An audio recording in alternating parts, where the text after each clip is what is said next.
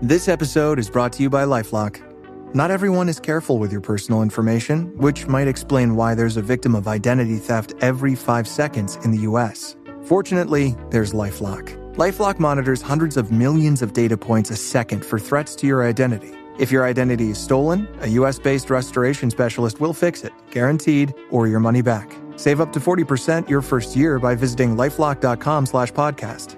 Terms apply.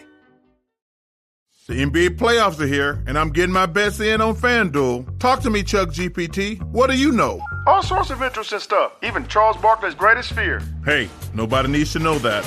New customers bet $5 and get $200 in bonus bets if you win. FanDuel, America's #1 sportsbook. 21 plus and present in Virginia. Must be first online real money wager. $5 deposit required. Bonus issued as non-withdrawable bonus bets that expires 7 days after receipt. Restrictions apply. See full terms at FanDuel.com/sportsbook. Gambling problem? Call 1-800-GAMBLER. In honor of Military Appreciation Month, Verizon thought of a lot of different ways we could show our appreciation, like rolling out the red carpet, giving you your own personal marching band, or throwing a bumping shindig. At Verizon, we're doing all that in the form of special military offers. That's why, this month only, we're giving military and veteran families a $200 Verizon gift card and a phone on us with a select trade-in and a new line on select unlimited plans. Think of it as our way of flying a squadron of jets overhead while launching fireworks. Now that's what we call a celebration, because we're proud to serve you. Visit your local Verizon store to learn more. $200 Verizon gift card requires smartphone purchase $799.99 or more with new line on eligible plan. Gift card sent within 8 weeks after receipt of claim. Phone offer requires $799.99 purchase with new smartphone line on unlimited ultimate or postpaid unlimited plus. Minimum plan $80 a month with autopay plus taxes and fees for 36 months. Less $800 trade-in or promo credit applied over 36 months. 0% APR. Trade-in must be from Apple, Google, or Samsung. Trade-in and additional terms apply.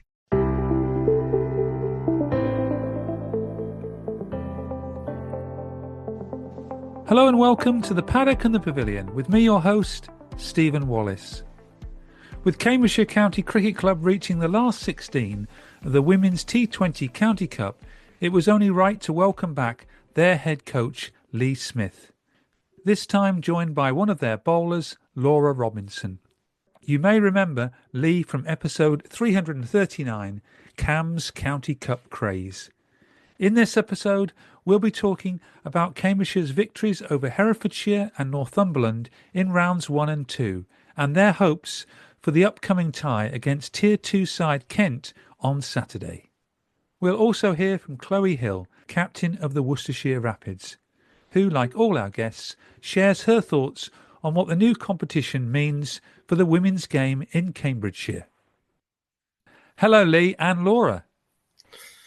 Hi, Stephen. You all right? Great to be here again. Hi, Stephen. Welcome back, Lee. You were my last guest, actually. I've got loads of podcasts that I need to edit, but it's come around that I've got to get this one edited straight away after speaking to you both this afternoon on a Thursday afternoon, with the big match coming on Saturday afternoon. And thanks also, Laura, for joining us on the Paddock and the Pavilion. Yeah, happy to be here. Well, firstly, congratulations to you both for reaching the last 16 of the T20 County Cup with Cambridgeshire. How does that feel? Yeah, it's a brilliant feeling, really. Like to get through the first 2 rounds and into the last 16 of a national competition has been really good for us, and yeah, it's exciting to see where we can be. Yeah, it's been a great feeling, and I think the energy with the girls has been they've all been on top of the world at the minute. So yeah, long may it continue until the weekend. It's been a special week for Cambridgeshire cricket, women's Cambridgeshire cricket, Lee. 5th and the 10th of May. Can't get better than that, can you? No, absolutely. It's been a good week. Last time we spoke, we were sort of gearing up to this competition off the back of the one-day stuff, and yeah, to come into this competition and get 2 wins has been really rewarding. We probably haven't played at our best yet, which, to be fair, is quite exciting because there's plenty more to come in the group, and yeah, hopefully we turn up on Saturday. It's been a really good occasion. But you've noticed improvement in both the games, Lee? Yeah, absolutely. We've done probably the basics a little bit better than we have done previously, and yeah, we've found ways to win, which can't always be a bad thing. So yeah, like I say, hopefully we move on to Saturday, and if we can cause an upset, it would be a massive result for everyone. And Laura, you mentioned it already, a great team spirit amongst all the women in the team. Oh, for sure. Yeah. I think we've been oddly quite lucky with these away games. I think we're quite a new team, and we all got to know each other really, really well with our couple of 50 over games in Cheshire, and then obviously our trip up to Newcastle. So yeah, we all got to know each other pretty quick in a short space of time, and yeah, I think that's just paid dividends in the field, and I think we've all got to know each other's game a lot better as well. Let's start, Lee, by talking about the home game at Coventry. To start with, how were arrangements for a game where you're playing at home but you're not playing in Cambridge? Complex, caused some headaches, and some of the pro regs and getting in medical professionals and different things has been challenging. But those guys were great there at Coventry and North Warwick Cricket Club. They hosted us really well, and it was easier for Herefordshire to travel as well. So we're very much see it as a bigger picture thing. It was an opportunity for us to use a bit of a neutral ground for that fixture, and yeah, they hosted this really well. Now, you won the toss, 102 for 8 in your 20 overs. Did you think you got enough runs? Good question, that. I think sort of 60 for 6. I thought we were struggling, but at that time, pitch a little bit up and down. I thought we'd take 3 figures. Good bowling attack, good fielding side. So I was quietly confident, without being overly confident that we could actually get over the line. So yeah, the players did really well actually. They started off okay with the ball and managed to drag it back when we needed to and take wickets at the right times. And that's a bit of a testament really to what kind of Laura said around the character around the group, and we're getting to know each other a lot better. And to get over the line in the game that we were probably really struggling to was really rewarding. Alice Harding top scored with 35. Yeah, it was really good innings from her because, again, she top scored over the whole day and it was difficult to get away, and just managed to hit gaps, run well. And yeah, when 35 is the top score, you know, it's a challenging deck. So, you know, she played really well in that innings. And Laura, you managed to get on the field. Yes, yeah. Obviously, it wasn't the plan, but yeah, we had a minor injury that eventually got sorted. So, but yeah, got to have a bit of game time, so that was fun. Some very tight bowling by the skipper on the day, Kelly Haynes, 1 for 14. Definitely, no, she knows how to bring it, and yeah, I think her spin is quite deadly when it wants to be. So, yeah, she had a really good game. I noticed you opened the bowling as well, Lee, with an off-break bowler. Yeah, we did. We saw sort of the first innings a little bit sticky. So yeah, Charlotte Aylmore pushes it through and turns it. So we found that as a really good tactic in that game and in the next game against Northumberland as well. I know that the wide rule is very tight, but 23 wides you conceded in the game against Herefordshire. That's a bit too many. Yeah, absolutely. We said after that game that we'd need to improve for the following one, and yeah, we can't afford to bowl 23 overs in every game. But again, fair to the players that we did that and didn't get off to the start we wanted, but managed to drag it back through the middle. And yeah, it's exciting to see the players that there's more to come. There's a lot of talent in the squad, and there is more to come. And that ability to win games when we're not at our best is a good one to have. 5 days later, Laura, you're off to Northumberland.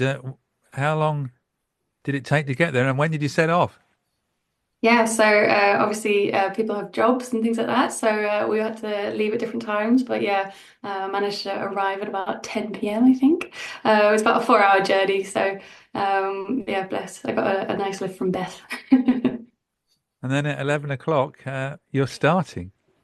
Yeah, I know it was good. I think obviously the Cambridgeshire lot helping us with accommodation, things like that, kind of definitely takes the stress out of it on our part. I don't feel I feel bad for whoever has to book it all because I can imagine it's quite complex. But yeah, no, I think that definitely helped. And Lee, that's one of the real changes, isn't it, for Cambridgeshire women to be playing that far away, and with the funding you're getting from the ECB allowing that to be possible. Yeah, it's a huge help, and with a different hat on, it's about time, really. That the women are getting what they deserve now, and yeah, accommodation is part of it. Travel expenses, free kit from training to match wear. It's stuff that they fully deserve, and we're very much investing in for the future. You won the toss again. Do you like batting first in 20 overs? Yeah, I think so. I think there's not a lot of substitute for runs on the board. We've seen it work, and we've seen it across all tiers really in cricket early season that runs on the board seems to be the way to go early doors. And that kind of experience of chasing will naturally come the more cricket we play. But at the moment, batting first seems to have worked. Did you know much about Northumberland? Not a lot. No, I'll be honest. Not travelled up there myself and not played them before. So you can do some play cricket research, but there's only so much you can do. And at the same time, it's quite nice to play different counties and not know. That way we can concentrate on ourselves and know what tactics we want to get out of the game. And it's a good way to go in that regard. You must have been pleased with the score, though, 130 for 7 in the 20 overs. Yeah, again, we sort of learned a little bit from Monday's game, and again, runs on the board is really crucial, and we managed to pace it pretty well. As ever, coaches are never happy. You want 10, 20 more, but to get 130 and again with the bowling attack and fielding side that we've got, 130, we were relatively confident at halfway. And you paced it well. You only got 26 off in the power play, so but you had wickets in hand. Yeah, absolutely. They bowled well up front. They bowled really well, and it was difficult to get away, but we could have easily thrown it away a little bit and been 60 for 6 again, but we didn't. We held a nerve and managed to pace it well, and like I say, it was a well-paced innings towards the middle and the back end. Laura, what was the view from the dressing room? I think we kept it loud from there when we were supporting the people in the middle, and like Lee said, they kind of held on. So that was it was really good, and obviously if we keep the energy and the atmosphere going, I think it pays dividends. Top order batters did well though, didn't they, Lee? Yeah, they did. Again, it's nice to see, and it's about just one or two people going on and making a significant contribution, and where we didn't have that necessarily in the first two sort of in the T20 knockout game, and before that, it's nice to see different people contributing as well. Soph Singer, who opened the batting on Saturday, she's not available for us this weekend, unfortunately, because she is on loan from Kent. So as much as we wanted her to play and she wants to play, unfortunately, she's not available. So we're working on a few different things and trying to bring a few different people back in. And we look forward to it. But skipper again, Kelly Haynes, 28 off 26 balls. Yeah, Kel playing really well, just outside of the power play, and again, just managed to put a partnership together that we needed at the right time. And she's learning all the time as well, how to pace innings and score, and she's making really crucial contributions to us, both with bat, ball, and with her captaincy in this competition. So it's been a really good one for Kel so far, and she's leading us really well. Mustn't forget, though, May Busher, who was on episode 339 with you, she hasn't been able to play for the first two matches. No, she's been a big miss, but I think the kind of thing we've always said is that there are other things more important in life, and she's at Liverpool University at the moment studying nursing. So, these things do take over, and as much as she wants to play and we want her in, these other commitments have to take priority. So she is a big miss, and she'll be a big miss again for Saturday. But hopefully we can fill that void and contribute. Moving on then, Laura, to Northumberland's innings. Were you ever worried they were going to get the runs? They were keeping up with the scoring rate, but you were getting wickets, weren't you? Yeah, exactly. We obviously kept our eye on the scoreboard, but I think Kelly as well was obviously keeping an eye on their sort of movements and where they were targeting the ball. We kept shutting them down, which was good. And obviously wickets win games. So we kind of kept that quite regular. Definitely paid off. What about yourself? I know you got a wicket. How do you feel you bowled yourself?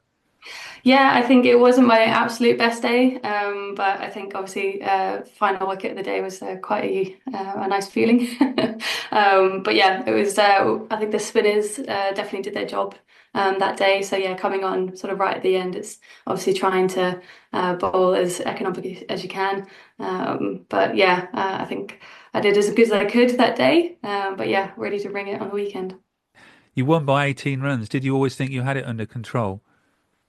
I think probably by the last 5 overs, there was a little question mark on that. But I think heading into the sort of last 3 or 2 overs, there was a little bit more confidence. We still had to be tight in the field, and I think the field placements needed to be pretty sort of tactical in that moment. But yeah, I think by the last 2 overs, we were kind of confident. And Lee, time for many celebrations afterwards before the long journey back? A few of us stayed for a second night, so there's a few drinks to be had. But no, some had to get back for work, and some of them played on the Sunday as well. So yeah, fair effort for them. But it was a really good trip. I know Laura mentioned it earlier off mic that there's a really good chance as a squad that haven't played together that much, and to be away for a couple of nights or one night in Newcastle was really valuable for us as a squad. So we're enjoying each other's company, and hopefully that reflects it on the field. You are listening to The Paddock and the Pavilion with Stephen Wallis. Don't forget, you can find this show along with our archive of over 300 episodes on Apple Podcasts, Amazon Music, Spotify, or on our YouTube channel. I think it's time now we heard from our guest, Chloe Hill, Worcestershire captain, formerly of the South East Stars, and she's now the head coach of girls cricket at Lees School in Cambridge. And let's hear what Chloe had to say. Before we talk about Cambridgeshire, Chloe, how do you reflect on the T20 County Cup match for Worcestershire against Northants? Yeah, obviously disappointing to not get the win and not progress through the rounds of the County Cup, because T20 cricket for Worcestershire over the years has always been one of our strengths. So yeah, pretty gutting to not get through, but it's one of those. T20 is whatever happens on the day, any team can sort of win. So yeah, frustrating, but it happens. Rosa wasn't right in her route to the quarterfinal, was she? Well, she would have been right if we'd have won. No, yeah. I mean, deep down, I think we all knew we should have won that game. But executions of skills, I think, just let us down that day. Have you heard anything from around the counties about how other counties have been going in and how they've found the T20 County Cup? I mean, yeah, I've spoken to a few, and obviously I think it's quite popular on social media as well at the moment. So, yeah, I think obviously it's exciting to see all the Tier 3 sides all play their rounds and see a few Tier 3 sides progress through to the last 16. And, yeah, I think obviously I feel a bit sorry for Derbyshire playing Yorkshire back-to-back in the 50 over and then having them in the T20 Cup literally 2 days later and getting rolled again. But no, I think the excitement and the thought of the T20 Cup has been really positive around the country. Turning to Cambridgeshire, then, have had wins against Herefordshire and Northumberland, both narrow wins. How much of a boost do you think this will be to women's cricket in Cambridgeshire? Yeah, massively. I mean, I think Lee or the girls will be the first to say it, that Cambridgeshire women have never really been a statement team, really. So for them to go and do this and win and be the last 16 in the country, I think is a pretty good statement for Cambridgeshire County Board now to hold upon themselves going forward for their women's setup. No, I think it's really good and really positive. Has there been any talk at Lees School from the girls who you coach?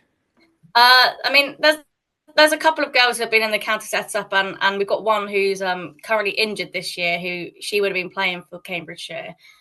So yeah, spoken to her about it, and we were following it last Saturday at our school match. She was walking around the boundary with her dad, and I was letting them know that they'd won, and yeah, I think they're going to go pop down and watch them in their quarterfinal game now. So yeah, exciting.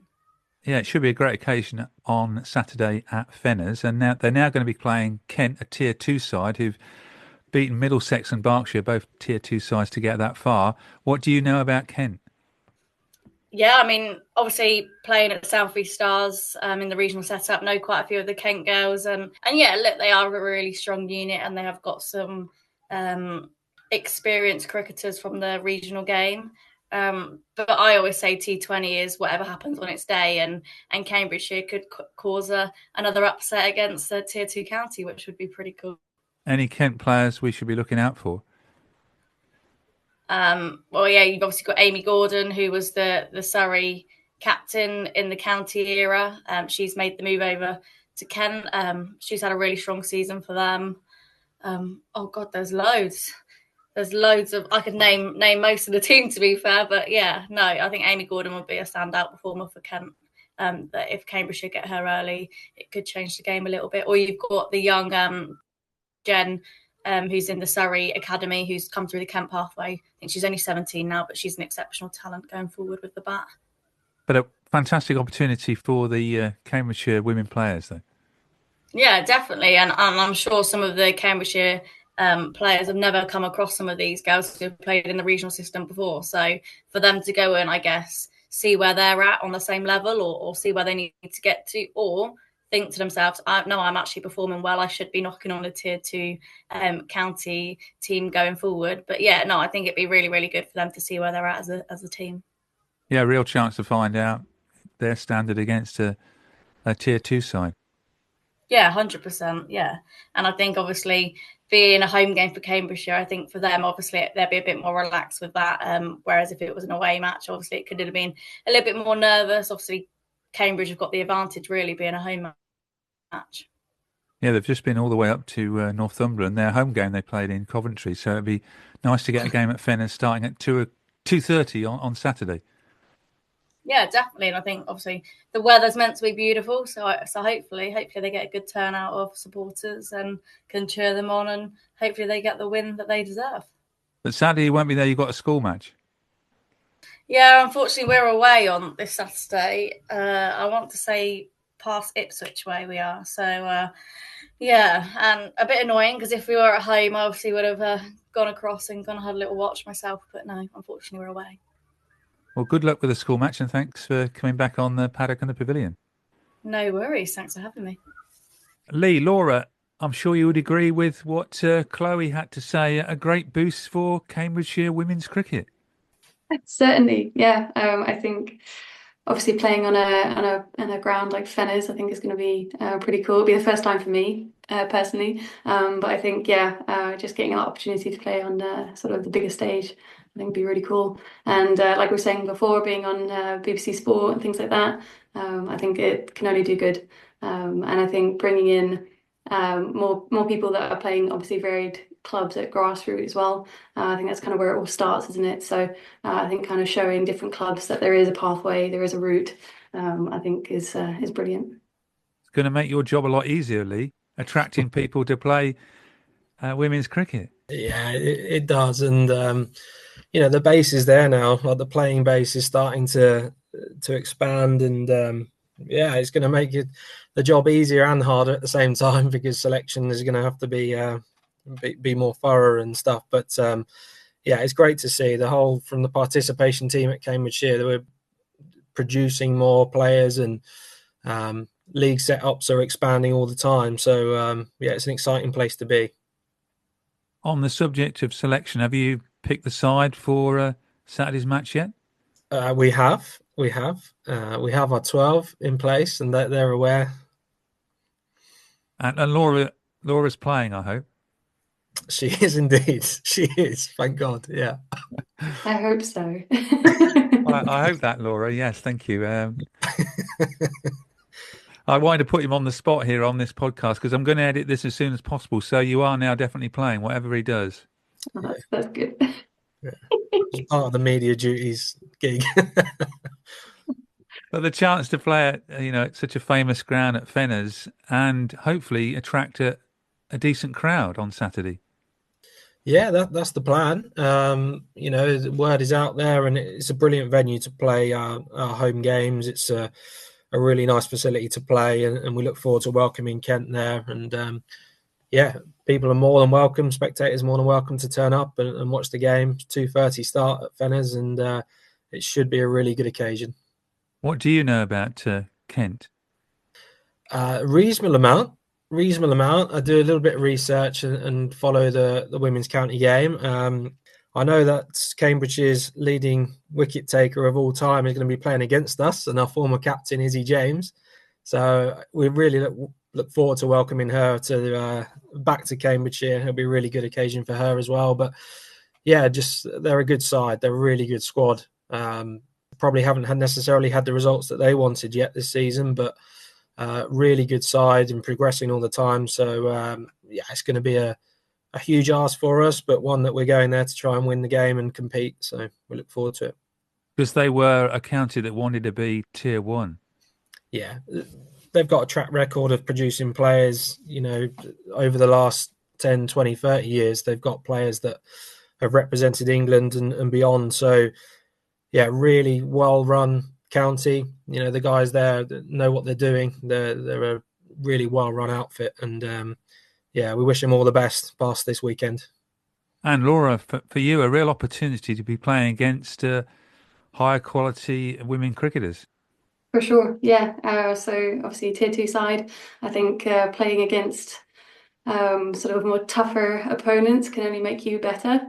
So yeah, a really great opportunity. I've through age group cricket, I've had my fair share of Battle of the Bridges against Kent, and it's always been a force to be reckoned with throughout the age group. So I can't imagine the women's cricket is going to be any different. So yeah, it'll be a really good day out. And Lee, we're recording here Thursday afternoon. What plans have you got now ahead of the match? A lot is still being done to hit professional regulations. So, player and match officials areas having to be marked out. We've got journalists coming in, so we're setting up facilities for them as well. And stewards on gates. There's a lot that goes into this, and it's probably the stuff that people hopefully don't see on the day. And it's a massive operation from everybody here at Cambridgeshire, and we hope it goes well on the day. Oh, and please, there's areas then for journalists, so that includes podcasters as well, I hope. Yeah, it does. You're more than welcome to apply for your pass, mate. Finally, before we go, Lee, it's free entry on Saturday for the 2:30 start. Free entry. People, probably easiest way to get through is the main gates on Mortimer Road, and you just ask the question to the stewards on the gate, and want as many people there as possible. It's what the players deserve. So it'll be a really good day, really fun day. We encourage people to come and watch. And finally, from you, Laura, you must be really looking forward to the day. For sure, yeah. Again, Fenner's incredible ground. Kent, a really tough team to play against, and the Cambridgeshire side. We're a good bunch of girls. We're all getting to know each other. It'll just be a good day out no matter what happens. And Lee, the coach, you must be really proud of the team, whatever happens on Saturday. Yeah, hugely. We've been good so far this season as an experience, and the fact that we've got this opportunity is testament to them, to the players. And whatever the result is, it is what it is. And I know there's enough talent in this team to really give it a go and challenge and win games of cricket this year. So. We're looking really looking forward to the game on Saturday, and fingers crossed. Thank you both, Lee and Laura, for giving up your time at such short notice. I've now got to get on and edit this podcast and get it out as soon as possible, and look forward to seeing you both on Saturday at Fenner's. Brilliant. Thanks, Stephen. Thank you. Thank you, Stephen.